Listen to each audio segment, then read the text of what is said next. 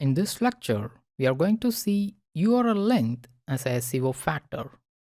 In 2016 research data, number of characters in URLs has risen by over 15% since last year.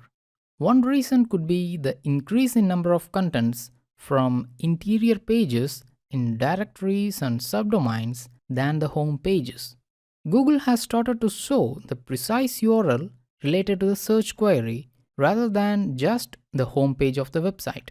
This year, the correlation factor has got reduced from 15% to minus 3%, that is in negative zone, which means the URL length should be reduced from now on. Generally, Google advises to avoid unnecessary parameters in favor of speaking URLs. That is, you need to add keywords, related terms, and proof terms inside the URL instead of some unnecessary characters, symbols, stop terms, etc. But you can notice that the first search result has got the shortest URL, isn't it?